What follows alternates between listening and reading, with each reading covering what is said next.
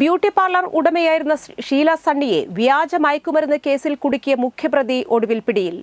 തൃപ്പൂണിത്തറ എരൂർ സ്വദേശി നാരായണദാസാണ് പിടിയിലായത്. പ്രത്യേക അന്വേഷണ സംഘം ബാംഗ്ലൂരിൽ നിന്നാണ് ഇയാളെ പിടികൂടിയത്. ചാലക്കുടി നഗരത്തിൽ ബ്യൂട്ടി പാർലർ നടത്തുകയായിരുന്ന ഷീല സണ്ണിയുടെ ഇരുചക്ര വാഹനത്തിൽ നിന്ന് ലഹരി സ്റ്റാമ്പ് കണ്ടെത്തിയെന്ന് ആരോപിച്ച് 2023 ഫെബ്രുവരി 27-നാണ് ഇവരെ ജയിലിലടച്ചത്.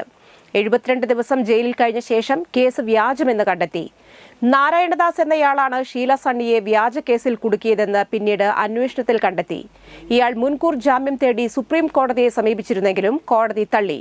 കോടതി നിർദ്ദേശിച്ച സമയപരിധി കഴിഞ്ഞിട്ടും ഇയാൾ ഹാജരായിരുന്നില്ല. കള്ളക്കേസിൽ കുടുക്കിയതിന് നഷ്ടപരിഹാരം നൽകണമെന്നും കേസിൽ എക്സൈസിനും പങ്കുണ്ടെന്നുമാണ് ഷീല ആരോപിക്കുന്നത്. 72 ലക്ഷം രൂപ നഷ്ടപരിഹാരം ആവശ്യപ്പെട്ട് കോടതിയെ സമീപിച്ചിരിക്കുകയാണ് ഷീല. ഷീല സണ്ണി ജയിലിൽ നിന്ന് പുറത്തിറങ്ങിയെങ്കിലും ഉപജീവന മാർഗമായ ചാലക്കുടിയിലെ ബ്യൂട്ടി പാർലർ അടച്ചുപൂട്ടേണ്ടി വന്നിരുന്നു. സുമനസ്സുകളുടെ സഹായത്തോടെ പുതിയ പാർലർ ആരംഭിച്ചെങ്കിലും മറ്റുള്ളവർ സംശയദൃഷ്ടിയോടെ കണ്ടതിനാൽ അതും അടച്ചുപൂട്ടേണ്ടി വന്നു. തുടർന്ന് നാടുവിട്ട ഷീല ഇപ്പോൾ ചെന്നൈയിൽ ഡേ കെയറിൽ ആയയായി ജോലി നോക്കുകയാണ്. അപ്പൊ അത് പിടിച്ചതിൽ എനിക്ക് ഭയങ്കര സന്തോഷമുണ്ട്. എന്തിനു വേണ്ടിയാ പിടിച്ചു കഴിയുമ്പോഴാണല്ലോ അറിയുള്ളൂ ഇതിന്റെ സത്യാവസ്ഥ എന്താണ്, ആർക്ക് വേണ്ടി ഇത് ചെയ്ത് അങ്ങനെയൊക്കെ.